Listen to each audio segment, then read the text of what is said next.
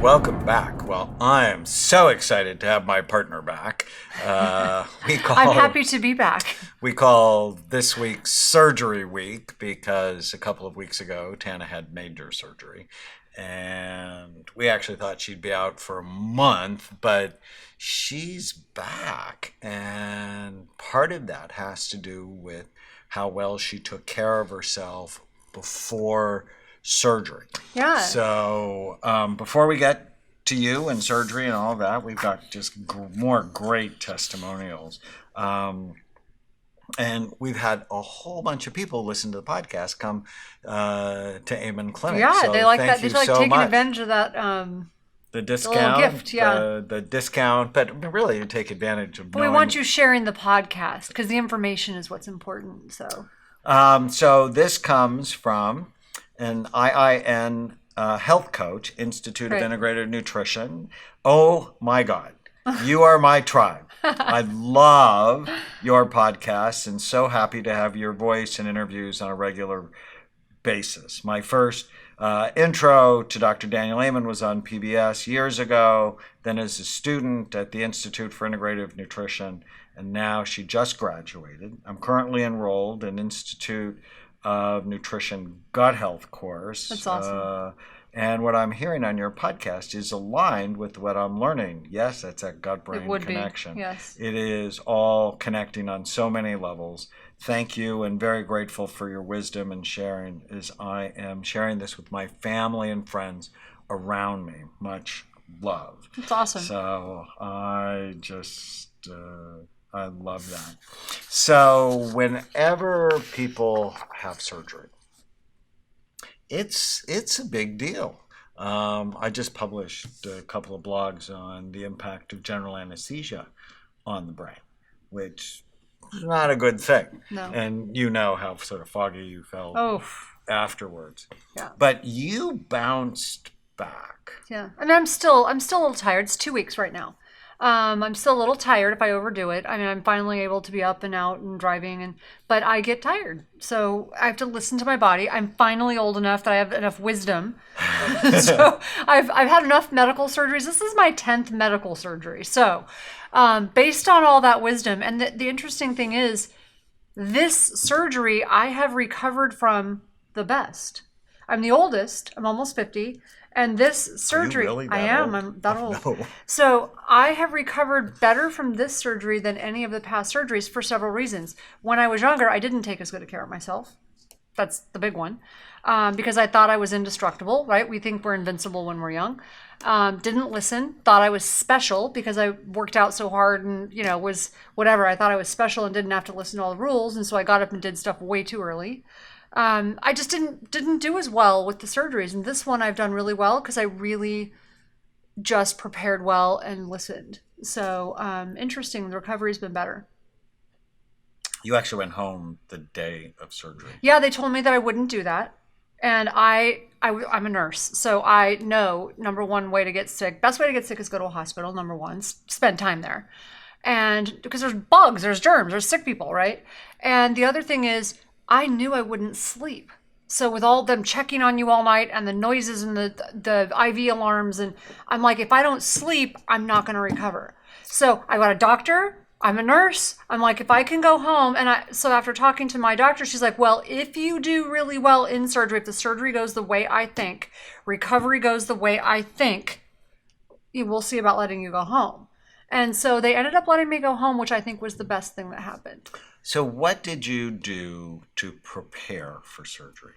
And, I asked that question and I think, well, you have been preparing for surgery for the last 10 years, right? As you've been super focused on your health. So I have a line that I use in Brain Warrior's Way, our books, Brain Warrior's Way.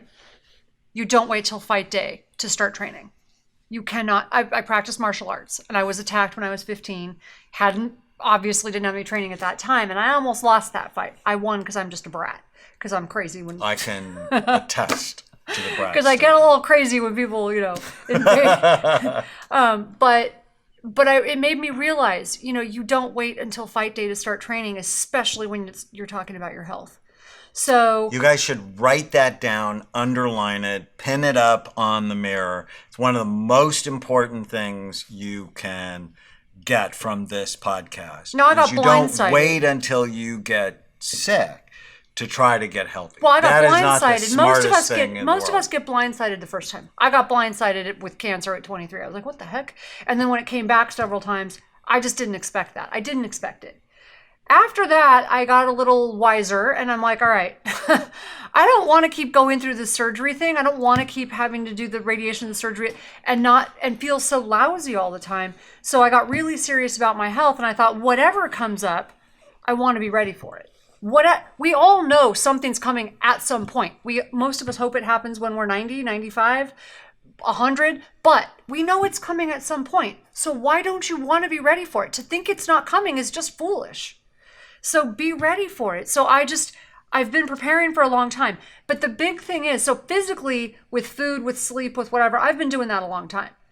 That was really important. And I think that's why I'm healing so well. What I really did differently this time as well, though, I really focused on, I got my environment completely ready.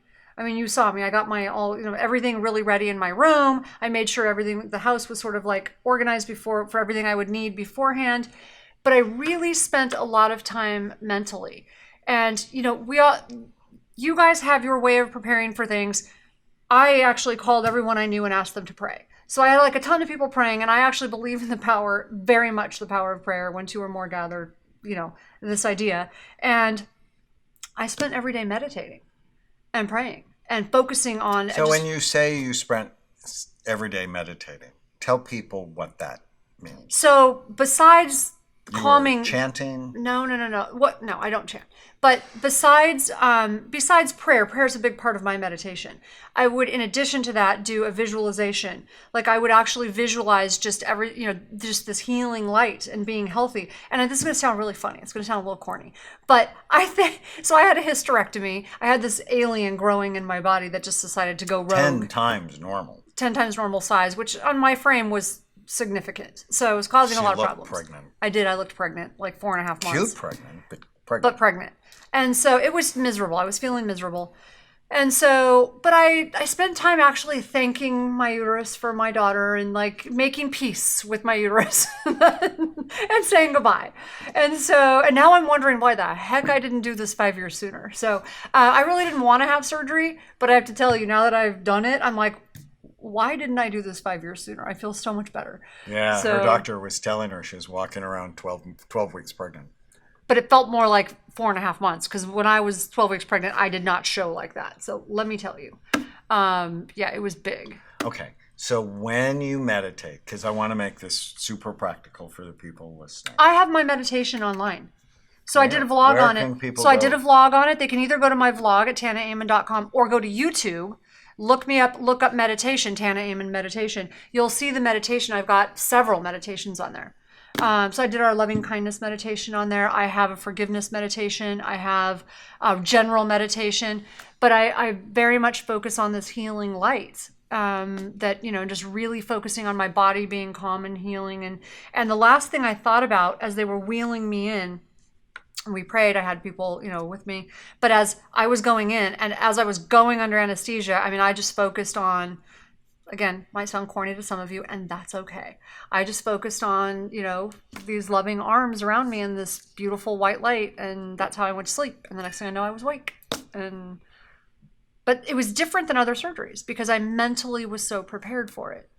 So you prepared your body, Mm-hmm. you prepared your mind, Mm-hmm. you prepared your spirit. That's what we talk about. You prepared your physically group. My food. What do we talk about in Brain Warriors Way? We talk about preparation being the first thing you do. Awareness and preparation. So get your numbers checked and then prepare. So Brain Warriors Way, we talk about all arm the prepared and aware. Right. Arm prepared and aware. Because when you go through a fight, like the surgery would be the fight, the metaphorical fight. So you go through the fight and then you can win. You can't win if you're not trained and prepared and aware. So when I was an intern at the Walter Reed Army Medical Center in Washington, D.C., and I was on the surgery rotation, I would hypnotize my patients ahead of time and have them do a visualization around healing. Mm-hmm. There's a brand new study out that I actually talk about in my new book, Feel Better Fast and Make It Last. It's coming out in November, where they looked at people who had open heart surgery, and those that had hypnosis beforehand, and I know that's one thing you use a lot as well, had significantly lower levels of anxiety and depression after surgery than the people who didn't. Right. So getting your mind right, getting the internal environment right, it makes for a surgery big difference. is so helpful. So and I had a great support team. I mean, you were amazing. You took amazing care of me. My daughter was right there. My mother was right there. I mean, I had so many people. Yeah, I was your nurse. I'm like, Yeah. I really like being a doctor better than being a nurse. But I love nursing you were a good nurse. But I love nursing I mean, you were up in the middle of the night with me. You did, because you're so important. Yeah, no, you did. You were amazing. So having that loving environment, people that love you, take care of you, it makes a big difference. You know, just knowing that you've got this support system, you know, is really helpful. So it was really, really helpful. And so before surgery, be nice to the people in your life. That's really important. Know that they're going through a stressful time too. Right. My daughter was pretty freaked out.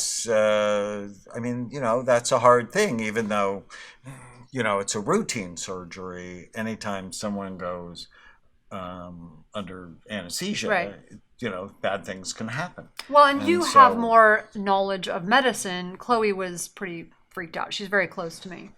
And so it really scared her.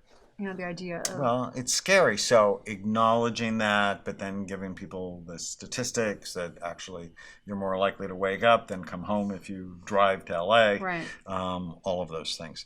So stay with us. We are going to come back and talk about more practical preparation for surgery. And then, well, what the heck should you do when you wake up? Stay with us.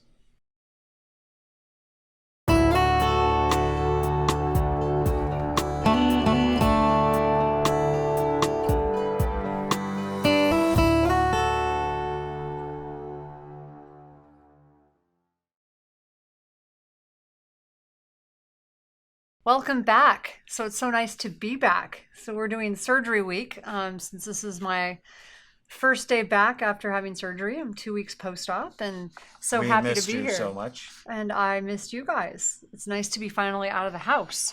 Before we start on our surgery week, I want to read one of our testimonials. It's always fun for us. This is our candy. Just so you know, this is candy for us since we don't... With no sugar. Right. Well, it's kind of like our sugar. It's the sweetness we get. So... this is from Give Me a Break. That's their title. Listening to these podcasts has given me new hope for dealing with lifelong anxiety and depression. I had 2 concussions as a child and early drug use. I'm inspired to further investigate all that Amen Clinics has to offer. It's awesome. And that's why we're here. We're here for you. And I can't tell you how many times, you know, for our patients, lifelong depression, concussions, and drug use go together. And so there is hope, there is healing for you through the Brain Warriors Way path. This is a path, a tribe, a community of people who want to have the best brains possible. One more testimonial. If you've ever just wondered, why do I do that? This podcast will answer that question and much more. As a teacher, I've always tried to focus on ways to help my students learn better, and focusing on what I can do to make my brain healthier will help my students also. Yes, getting well is about love. It's about love for yourself, love for the people in your life. I'm excited to teach my students how to get rid of the ants, the automatic negative thoughts, and also how they can protect their brains to become better students and people in this world.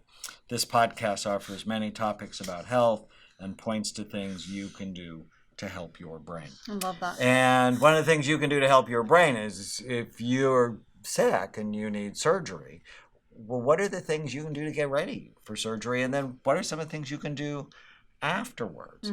And last year I wrote a book called Memory Rescue that I'm thrilled with, and just went over 100,000 copies. So I'm even happier Awesome. that more Yeah. people are reading it. And in it, it has this super simple idea. If you want to keep your brain healthy or rescue it if it's headed for the dark place, you have to prevent or treat the 11 major risk factors that steal your mind. And I created a mnemonic, a memory device called Bright Minds. And as I was thinking about surgery week, I'm like, well, these are still the same factors Right.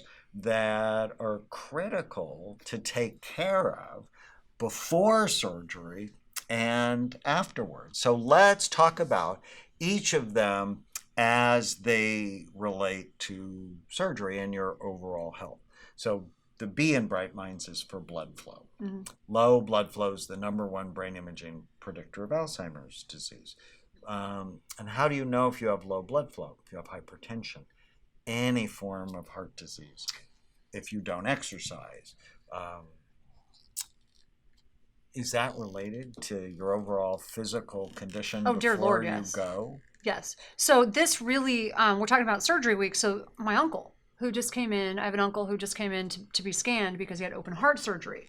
Now that's and a much bigger. Subsequently had memory problems. But that's a much bigger surgery than what I had. But this Bright Minds really applies to him because with open heart surgery, you definitely have a higher risk of memory issues afterwards and depression. So this really triggered me to think of that. And so he came in, and one of the things he had was sleep apnea.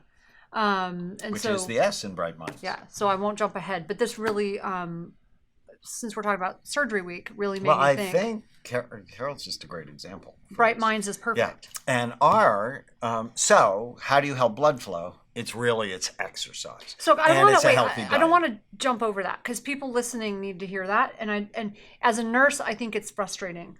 And as somebody who has a loved one who's gone through open heart surgery, I want to mention that again. I don't know why more people don't tell patients that are going into open heart surgery that, oh, by the way, you may get depressed and have memory issues, because it scares the heck out of their families. It scares the heck out of them. That is one of the potential side effects. In fact, it's fairly common. So just know it, but know that there's something you can do. And do the things right. you Know can there's something do. you can do. Because, in that last podcast, I mentioned hypnosis and how helpful it was after coronary surgery, decreased anxiety and depression. And hypnosis, I don't know if you know this, under a hypnotic trance, people have increased blood flow to the brain. Right. Especially to the focus and motivation parts of the brain. So if you want to increase blood flow, it's exercise. And then it's a healthy anti-inflammatory diet that also includes beets and rosemary. You have to excuse me because I'm still post-surgical, so I have to wear my baggy clothes and sit on my pillow, and I'm adjusting myself. Sorry. I have no words.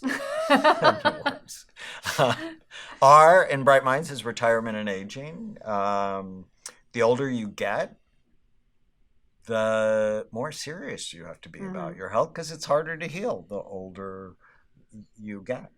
Well, and there's this misconception that because I'm older, it's normal for my body to deteriorate and I shouldn't fight it. That's not true. So get that out of your head. It's just the older you are, the more serious you should be be really paying attention and taking care of yourself and doing the things to fight that, to counter that.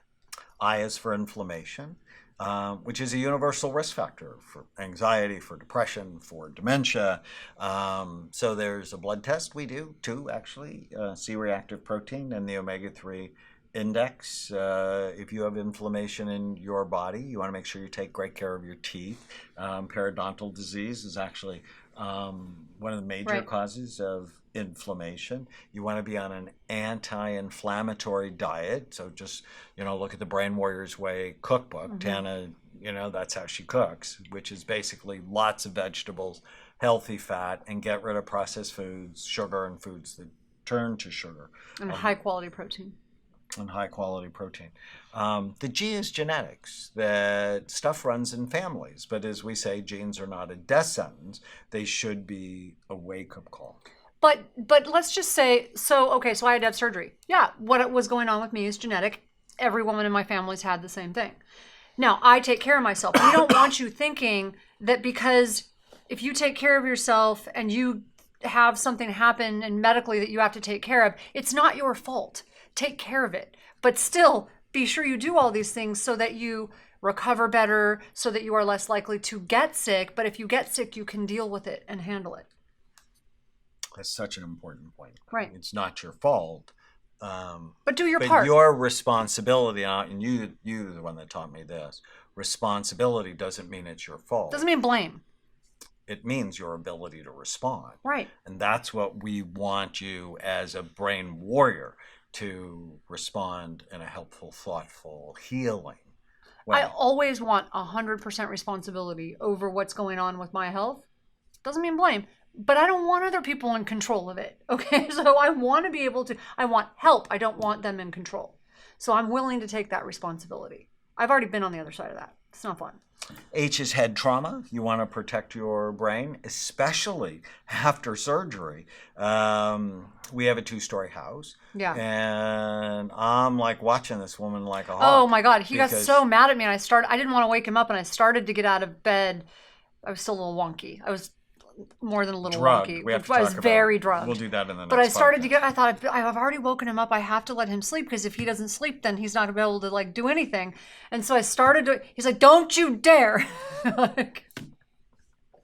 Because the last thing I want is you to have a head injury. Right. You're temperamental enough as it is. Maybe it would make me nicer. I don't want to take that chance. Yeah, maybe 1 out of 100 actually does make people nicer. And 99 times out of 100, they're not nice. Yeah. So, well, there you go. but that is so important. How often have we heard?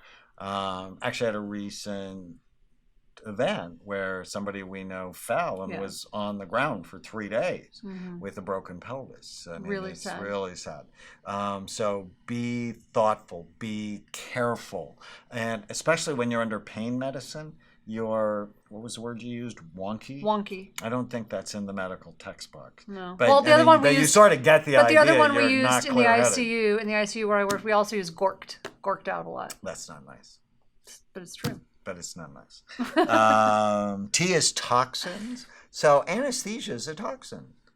Actually, the reason I wanted to get her out of the hospital the same day is hospitals are toxic. Yeah. We've talked about this app you can get for your phone. It changes everything. It's called Think Dirty. It's not what you think it is. It's an app that allows you to scan your personal products, and it'll tell you on a scale of 1 to 10 how toxic they are. Well, do you remember, like, they had, it's crazy. They didn't do this when I was in the hospital, but when I used to work in the hospital. This time when I went in, this was so different. They had me do that twice. I had to do that, like, crazy bacterial soap scrub, the same scrub they use for what the doctors scrub their hands with. I had to do that twice in the shower before I went. And then when we went, I had to use those crazy pads to wipe everything down to make sure you don't get these MRSA infections because the bugs are getting stronger now. So they want to make sure that you're not going to get an infection in surgery.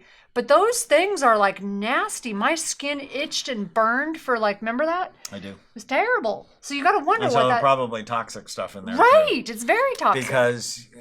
But you don't want to get an infection. The hospitals, if you look at the food they serve and the kind of soap they have... They could do better. They could do better. But they don't want you getting an infection, so I understand. So. Which is really important. Right. M is mental health. So depression, as you said, is really common after some surgeries because the anesthesia can be, and not the for pain, everybody, and then the pain meds, toxic for the brain, and then the pain meds, which are generally downers. You know? Well, and let's not underestimate. You're not moving, and I don't know about other people, but when I'm in bed for very long, something happens. Well, since you were a teenager, exercise has been your antidepressant. It is, but most people, I think, if they just lay in bed all day, every day, it's terrible. So it just makes your whole your whole system begins to just like drop. So, yeah, so that doesn't help. So, starting every day with today is going to be a great day. I'm going to give my uterus away. I'm going to donate it because it has not been helpful to me. Okay. You're a man. You don't get to say that. You just don't. You don't get away with But it. I lived with your uterus for a long time, and the trouble it was It was pretty causing hostile. you. It was pretty. It just decided to go hostile one day. I don't know why. What Today is happened? going to be a great day. Yeah. So start every day with today is going to be a great day. Finish every day with what went well today. So important to direct your mind in a helpful way. Where you bring your attention determines how you feel. Right? If you think of all the things that went wrong in the healing process, it will actually delay your healing. So, yeah, I want to talk about something. Probably we'll talk about it more in the next episode because I want to spend a little time on it. Do you want to preview it to keep people Yeah, with us? exactly. You want to be like the news? So there is. Stay with us. Well, there's one thing I think that can thwart a lot of this, and I had an epiphany about it when I was going through my recovery process because I was so prepared. And then I got thrown a little off track because of one of the All right, so hold that common thought things. so they have to listen to the next one. Okay. The second I is immunity and infection. So important for surgery that you want to strengthen your immune system. And a super simple way to do that is probiotics. They help your gut. Your gut is got a lot of immune function tissue. Make sure your vitamin D level is high normal. I say that over and over and over and over again, but I keep my level at 80. I think that's about where your level is. Yeah. Because that helps your immune system. Right. And one of the things, you talked about your gut. So one of the big common problems, this is a little sidetrack, but I'm a nurse and I can't help it because this is just a nursing thing.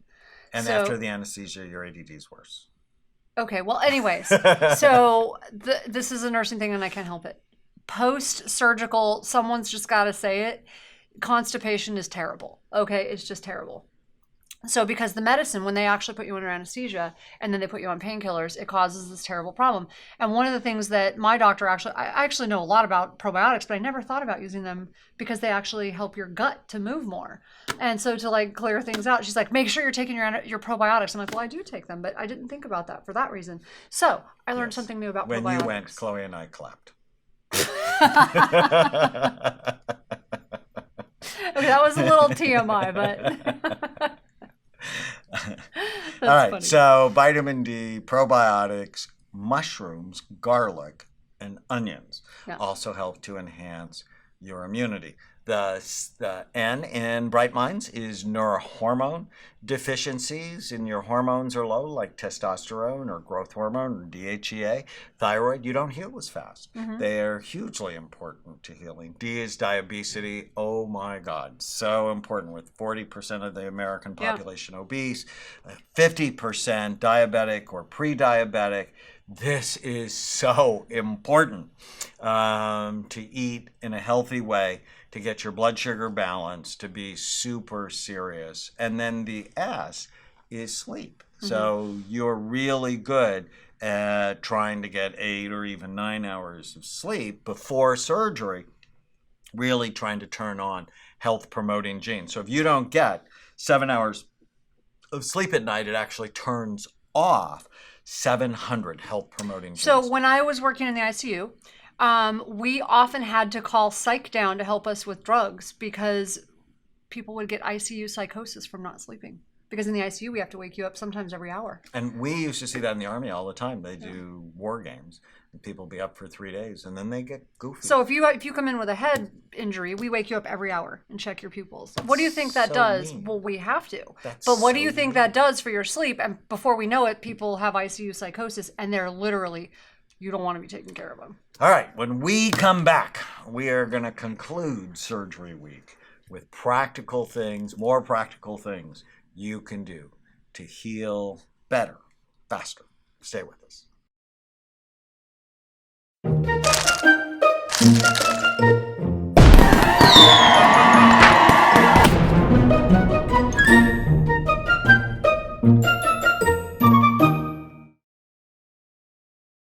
Welcome back. We are continuing on Tana's recovery.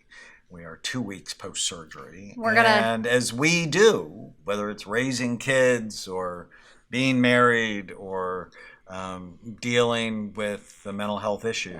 Whenever they sort of affect us, we're going to share them because we know that they may help you. Well, there's a lot of people dealing with similar stuff, so I'm going to read a couple of testimonials. I'm a month into the supplements after having my SPECT scan done through my psychiatrist, and it's making a world of difference. I love the books. Dina Bear Time. Thank you so much. I mean, we're here to make a difference in your life. Also, from Dane the Dancer. I love that. Dane the Dancer. I feel less alone with the struggle of telling that my form of autism caused by a vaccination at 12 months, I had the similar symptoms. That episode makes you more of a saint than ever. Feel that SPECT scan should be the norm for all children diagnosed with autism. How do you know unless you look? It's one of the things that I've often, that as a parent, I often tell my daughter, it's like, feeling alone is like the worst thing. And anything you're going through, people tend to feel, whether it's shame or pain or fear or whatever it is, when you do it alone, it's so hard. So, pain shared is pain divided. So it's really important that you don't feel that aloneness. You need to have, someone that you share that with. Well, and building a community, that's why we're grateful you're part of our community. But being connected through the podcast, through church, through your family, through your friends, it's just super important. Yeah.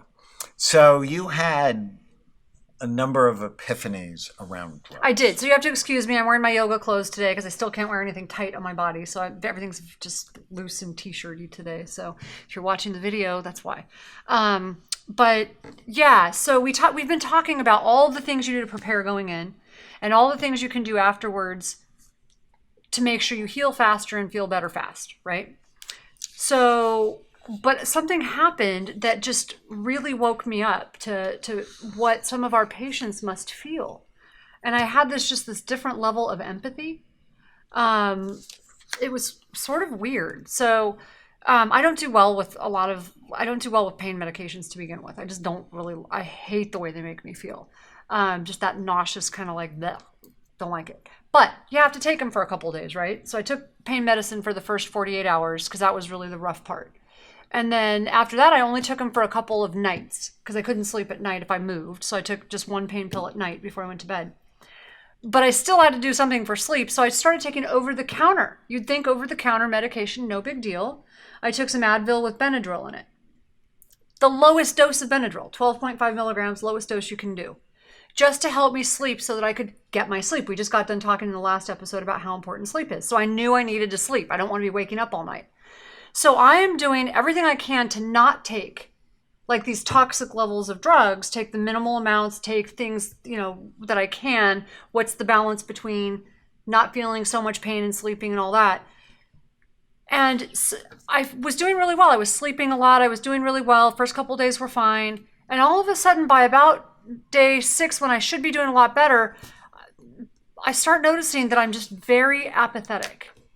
And I thought, okay, well, maybe that's just still surgery. There's like a lot of apathy. And I get up, and even Chloe got really nervous. My daughter got really nervous, and she came down. She's like, I'm not used to seeing you like this. I was so tired. I felt like I was walking through mud, couldn't focus. I sat down to try and do my meditation, could not focus on meditation, could not focus on my Bible study, couldn't focus on anything. I just didn't care. And I was so tired and nothing made sense. And I just laid there like a bump on a log.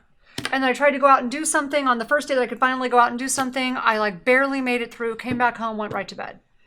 And then it occurred to me on about the 8th day, I'm like, I'm going to try sleeping without the Benadryl because I don't know what's doing this, but I feel terrible. Maybe it's just post-surgical. I don't know. So I went to sleep without the Benadryl, woke up the next morning, bam, jumped out of bed. I was like, whoa, it's a whole new day. Like someone lifted the fog. And then from that point on, I was fine. I was absolutely fine, back to myself, still tired. Don't get me wrong. I still have to recover and I'm tired. But I didn't have that depressed, apathetic, sort of can't focus on anything, don't care about anything A feeling. lot of people use Benadryl to go to sleep at night. Yes, my sister was using 50 milligrams. So I don't even know if that's like allowed, but anyways, she was like, it's definitely not suggested. So my point is, yes, we want you sleeping, but my epiphany was this. People are coming in here, sometimes things are so broken. They're hurting so badly. They're so broken. They're doing everything they can. I know, I've seen it. I've experienced it personally with my family, where they are so broken, they don't know what else to do. So they're just doing what they can and taking whatever medicine they can to help them survive the moment. I get it. But we're giving them stuff to do that's going to help them feel better, and they can't focus on it. I know they can't, because I certainly could not. I could not.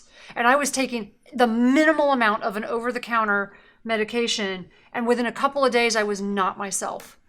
And it just occurred to me that we need to be really aware. You know, I know you are aware. I'm not saying you're not, but it really helped me think about what people are going through internally. If they've been taking these drugs for a long time, like this epidemic with opiates is tragic. So I want to actually say that in a published study, in a report published in JAMA Internal Medicine this month, that long-term use of anticholinergic medicine, like so Benadryl. These are medicines that decrease the neurotransmitter acetylcholine, like Benadryl, increase the risk of dementia. And I think you were feeling, I mean, obviously you weren't demented, but you were beginning to feel cognitively, I'm not as sharp, I I'm just not felt as happy. terrible. Definitely not happy. And so this is really important because, you know, the medications that your doctor puts you on, often without much thought, Well, some like but Benadryl. wait, some of these you can just go get on your own. You don't even know anything about them. You don't know what the side effects are, and people just go buy it. They just indiscriminately. You're not supposed to be this excited after surgery. No, I was so. I'm telling you, this struck me so strongly. I'm your nurse. You have to calm down. This is calm important. down. People are able to take this stuff with really no knowledge of what it's doing to their brain. You're absolutely right. And the other huge issue that we haven't talked about is naive systems. So people who've never had narcotics are getting narcotics and then they get hooked on them because I don't know how. Because you're not like, well, in so many ways, I'm not normal. Everybody. But a lot of people, once they start narcotics, they can't stop them. I know, I understand because when they take them, all of a sudden they feel better. But I think wait, let me finish. They feel almost what they believe other people think as normal. Now, obviously, these opiate narcotics, they're dangerous long term, and they can cause addiction. And as we've seen in this country, they can steal your life. So the take-home point for this is if you have had surgery or your wisdom teeth removed and somebody gave you an opiate, like Norco or Vicodin, or Percocet or Percodan, or morphine, and you felt really great, don't keep taking them. Bad idea. Really, really bad idea. Let me finish. Okay, then I have a question. Let me finish.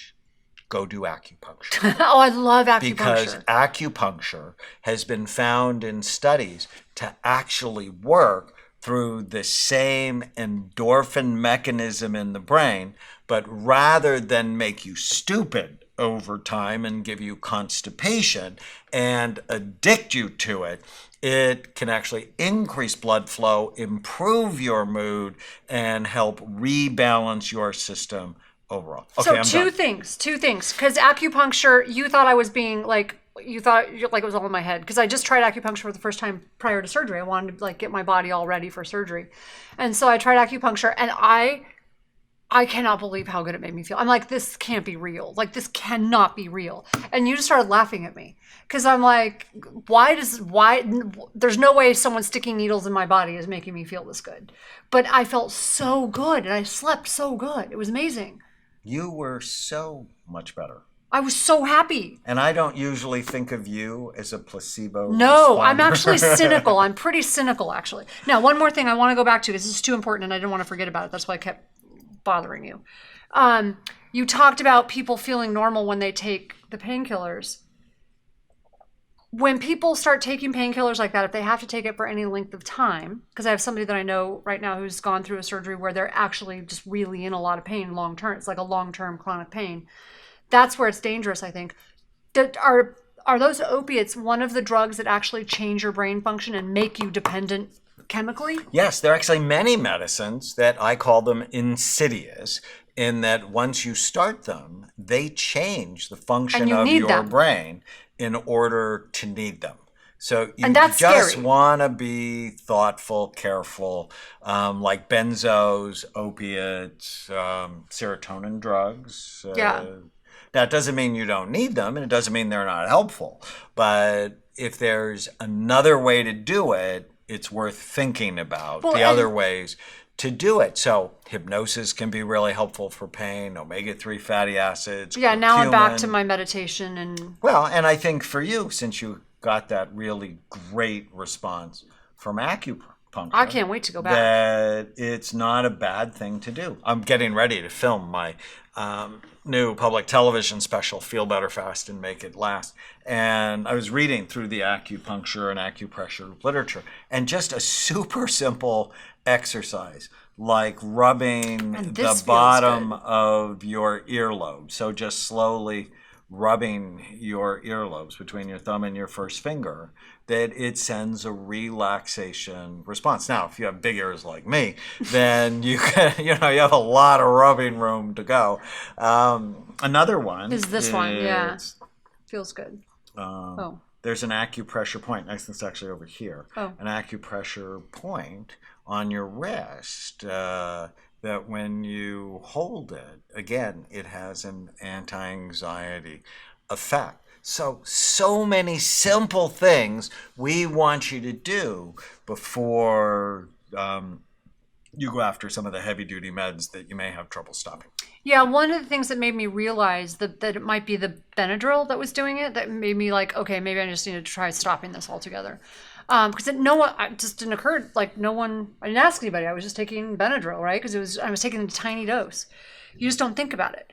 But I remembered that I had taken, many years ago, I was prescribed after some procedure, they gave me Ambien to sleep. And after 2 days of taking Ambien, 2 nights of taking it, I would burst into tears uncontrollably. And I was like, what the heck? I was like, it made me crazy. Well, that was actually a huge gift for you. Oh, because my God, Ambien's another one of those medications that once you start it, it's really hard to stop it. The New York Times just did a whole article on psychiatric meds you cannot stop. Oh, that one was awful. And I would never want to start something that I couldn't stop, that I would begin to lose control over my own mind. I have enough trouble controlling it. So I just wanted to put that out there because I want people to think about... This was a really good podcast. You're so smart. Well, actually, I don't know if I'm smart. It was just an epiphany I had that I think it gave me a lot of empathy. Because people start taking these meds for a lot of various reasons, and they end up in trouble. And it just made me realize, wow, they can't sort of... It's not that they can't. It's hard to do some of the things, even though you know they're the right things. I was eating terrible for a couple... Well, there's not really much terrible in my house. But I was eating terrible for me. Okay, so and I even asked you to go get me this bean and cheese burrito, and you looked at me like, what? We're like, what are you doing? I can't be seen in public. Well, but my point is I just didn't feel good, and I didn't care, and I wanted something like comfort. I was just like, what is going on with what is the matter with me? Are we blaming that on Benadryl? Just my overall mindset was completely not the same. It was just not the same. It was just very weird. So what is the parting word you want to leave with people for surgery week? What are the big ideas that came from your experience? Okay, so I think these podcasts will help. So be prepared in advance. Get your body completely ready in advance. Ask the right questions. Prepare your environment. Prepare your mind. Do everything you can on your side to be as healthy as you can going in. So build your reserve. You've got to build your reserve. That's really important. Armed, prepared, and aware. Right, and you got to have that physical reserve. reserve. A warrior doesn't start training on fight day. Right, you got to train before fight day. You got to be ready. So build that reserve, be ready to go. But then also have this knowledge about what's going to happen, not just with your body. Like I asked all the questions about what's going to happen with my body, what's going to happen with, the recovery, what's going to happen. I knew all that stuff. I didn't really think about some of the other things. So this podcast can help know what's going to happen with the drugs, know what's going to happen with the recovery, know what the potential complications are, so you can just have a plan.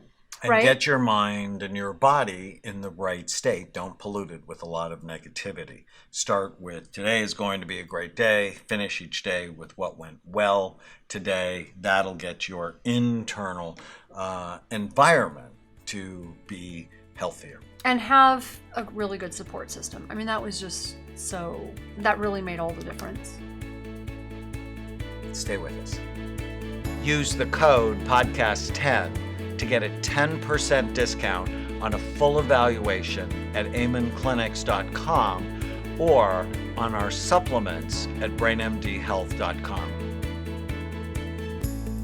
Thank you for listening to the Brain Warriors Way podcast.